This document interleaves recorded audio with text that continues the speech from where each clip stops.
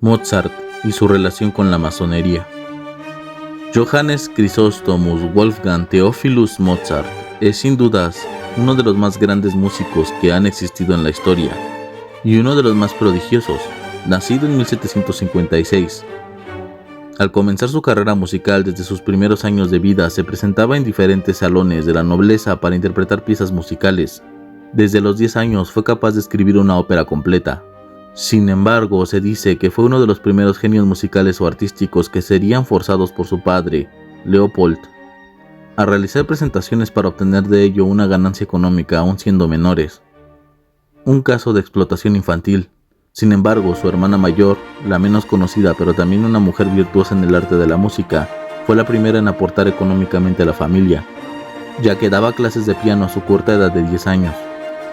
E incluso Mozart aprendería de ella a tocar este instrumento. Su hermana, a la que se le llamaba Nannerl, y él fueron entrenados por su padre para dedicarse de lleno a la música, sobre todo para servir al arzobispo Sigismundo de Salzburgo, que él mismo, Leopold, servía como violinista. Al demostrar Mozart ser un prodigio en la música, Leopold se esforzó en enseñarle y en poner toda su atención en su educación musical, buscando que los dos niños, tanto su hija como su hijo, fueran aclamados en las cortes europeas. Mozart, pese a su gusto por la música, debía soportar los constantes viajes de sus conciertos en varias capitales europeas. Esto, pese a que era un niño muy enfermizo, se puede notar su palidez en varios de sus retratos que nos muestran esta realidad. Sin embargo, Mozart era a la vez bromista y revoltoso, una característica que lo acompañaría el resto de su vida, puesto que al finalizar una de sus presentaciones se prendió de las faldas de la emperatriz para abrazarla y se le propuso como marido a la futura reina María Antonieta, en ese entonces de su misma edad.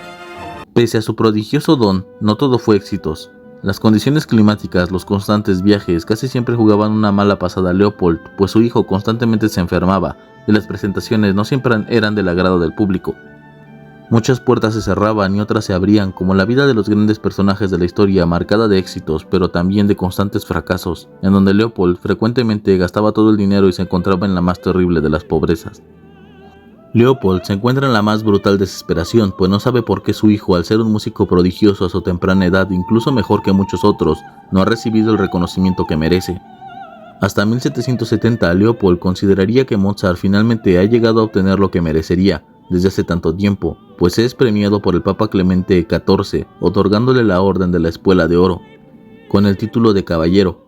La Academia de Bolonia le distingue con el título de compositore, y los milaneses acompañan su primera ópera seria llamada Mitríades, Rey del Ponto, con frenéticos aplausos del público, quienes han de gritar airados: ¡Viva el maestrino!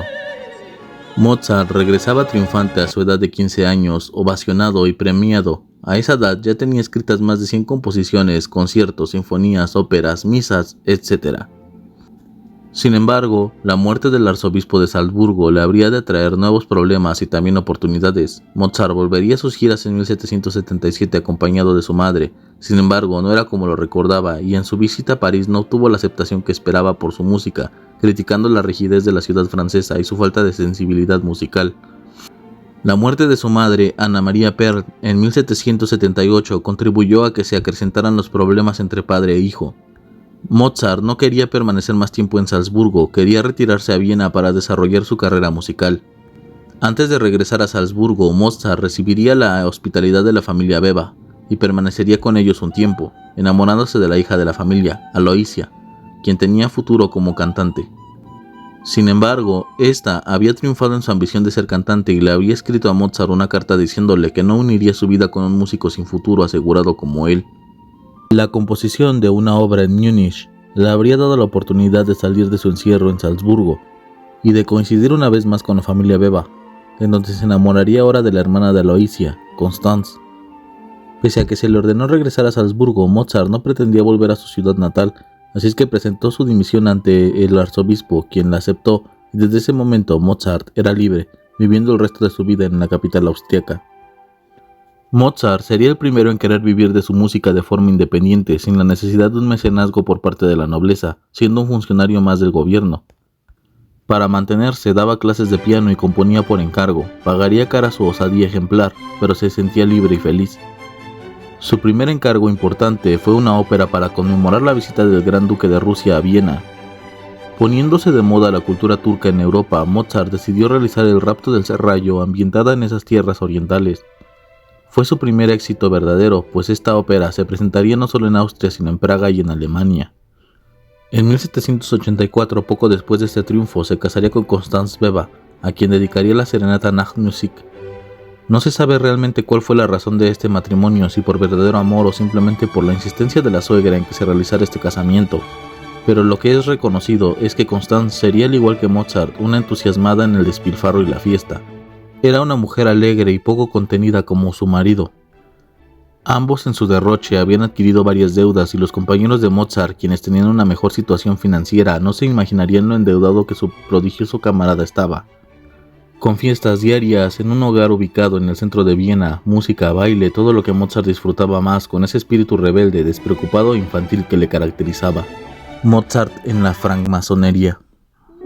No muchos conocen esta etapa de la vida de Mozart como miembro de una logia masónica, a la cual se uniría en 1784.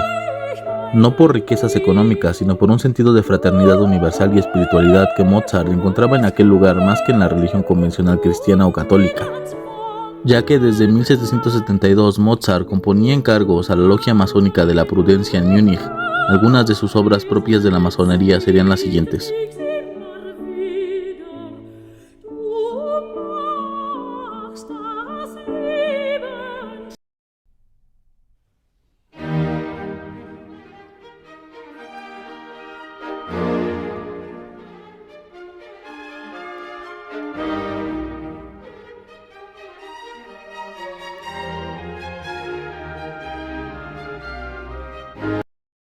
Esta ópera sería la última que Mozart compondría en su vida, pues moriría poco tiempo después de su estreno.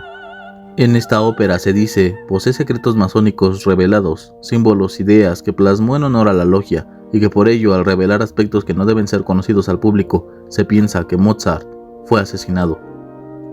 Pese al éxito que Mozart tenía en algunas de sus producciones musicales, en otras, al ser avanzadas para su época, no terminaban de entrar en el gusto de todos los que la escuchaban, por lo que varias de sus obras serían prácticamente ignoradas por el público, pues su estilo era innovador. Eso hacía que muchos no entendieran dichas obras e incluso las odiaran, como ocurría con una de sus grandes creaciones, Las bodas de Fígaro, estrenada en 1786, que no fue del agrado del público por considerarla audaz y difícil. Además de que esta obra, basada en un texto de Beaumarchais, contenía un mensaje incendiario al criticar la vida y los lujos de la nobleza, por lo que había sido prohibida en muchos lugares de Europa.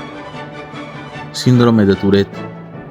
Se piensa que la actitud que Mozart mostraba, sus arrebatos, sus ataques de risa, su coprolalia, es decir, que se comunicaba generalmente con insultos hacia los demás, aun fueran sus superiores, no se debía solo a su personalidad, sino a un síndrome que fue descubierto años después de su muerte, el síndrome de Tourette, que fue incluso Mozart al que tomaron como ejemplo de los síntomas o de los comportamientos que este síndrome causa en las personas. Incluso en la problemática que tienen en las relaciones sociales, sobre todo laborales, pues suelen ser demasiado expresivos y explosivos y no tienen la capacidad de contenerse si algo les molesta. Presentan tics faciales o corporales que no pueden evitar, además de que es común que también tengan otros trastornos como el de obsesivo compulsivo y el trastorno de déficit de atención e hiperactividad. El ocaso. Mozart pasó en sus últimos años de vida por una situación precaria, cerrándosele las puertas que antes estaban siempre abiertas. No recibía encargos y la envidia de los músicos vieneses le hicieron presa de maquinaciones, ya que no lo envidiaban por su fortuna, sino por su talento y genio. Las constantes enfermedades de su esposa, las cuales eran costosas, le terminaron por dejar en la miseria y la ruina. Sus amigos le prestaban dinero de buena fe para que pagara las deudas con el carnicero y el médico. La enfermedad de Constanze se agravó y debió internarla en un sanatorio pese a las deudas. Sin embargo, sus amigos, al ver que no pagaba el dinero solicitado, se fueron uno por uno alejándose. Pese a todo esto, Mozart no perdió su temperamento ni su alegría, componiendo grandes piezas musicales como la conocida Pequeña Serenata Nocturna y la Sinfonía Júpiter. Además de que por un encargo que venía desde Praga compuso una de sus más grandes óperas, Don Giovanni, estrenada en 1787. El público que lo aclamaba en Praga le ofreció que se quedase más tiempo en aquella ciudad. Sin embargo, Mozart estaba enamorado de Viena y aun cuando su situación pudiera mejorar, rechazó la invitación y regresó a la capital austriaca una vez más y para siempre. Sería con el estreno de La flauta mágica en Viena que el público recibiría con gran optimismo al maestro, que ahora estaba gravemente enfermo. No asistió al estreno de su gran obra en 1791, precisamente por la enfermedad que le hacía sentir fuertes dolores de cabeza, fiebre y temblor. La supuesta rivalidad con Salieri. Se piensa que la razón de la enfermedad de Mozart es que fue envenenado, y se cree que pudo ser responsable de este hecho el compositor Antonio Salieri, que muchos han creído era un músico mediocre el cual entendía el genio de Mozart y estaba celoso de él. Este supuesto recelo se vería reflejado en varias obras teatrales y musicales, como en el cine con la película Amadeus, de la cual he extraído algunas escenas. Sin embargo, no hay prueba de ello. Se cree incluso que Mozart y Salieri no eran enemigos, sino amigos, pues Salieri se haría cargo de la educación musical de los hijos de Mozart luego de su muerte, que se cree fue ocasionada por una enfermedad llamada uremia. Incluso se pensaría que quienes lo envenenarían serían los masones por lo anteriormente dicho sobre la flauta mágica, pero sigue sin haber pruebas de ello. El fantasma de Mozart. Poco antes de su muerte, Mozart recibiría la visita de un ser de ultratumba, una persona que llevaría una enorme capa y una máscara a la cual le pediría que escribiera una misa de requiem, es decir, una composición musical para un muerto. Mozart aceptó el encargo presintiendo que quien le había visitado era la propia muerte y que el requiem que compondría no era para otra persona que para él mismo, pues sus fuerzas comenzaban a abandonarle. La visita no solo fue una ocasión sino varias, donde Mozart no había logrado terminar con el encargo e incluso sabía que no lograría finalizar la obra antes de su muerte. Esta enigmática historia de que la propia muerte visitó a Mozart, un espectro llamó a sus puertas para solicitarle su propia misa de requiem, era falsa, pues se sabe que aquel que se presentaba con aquella máscara y aquella capa, con aura misteriosa, no era otro más que Anton Leijev, quien era enviado por el conde Franz von Balzac, quien solicitaría la misa de requiem para su recientemente fallecida esposa. Sin embargo, se puede entender por qué Mozart pensaría en esto como una espeluznante coincidencia, pues su enfermedad y las circunstancias de aquellas visitas en donde un personaje desconocido pide una misa de muerto es difícil de obviar y no creer que más bien es una premonición que finalmente sería realidad. Mozart no finalizaría la gran obra magna. El requiem quedaría inconcluso. Todavía un día antes de morir, Mozart ensayaría la parte de Lacrimosa y daría en la noche las últimas instrucciones de aquel 4 de diciembre de 1791. Poco después quedaría en coma y moriría en la madrugada del 5 de diciembre, a la edad de 35 años. El requiem sería terminado por uno de sus alumnos, Süssmayr. Pese a lo que se cree, Mozart no moriría en soledad, sino que lo acompañarían varios de sus compañeros músicos y miembros de la logia masónica de la que pertenecía. Si el video te gustó, ya sabes qué hacer. Dale like, compártelo. ¿Sabías esto de Mozart? ¿Cuál es tu composición preferida? Abajo en los comentarios podrás expresarte. Te ha hablado Sans Souci. Hasta pronto.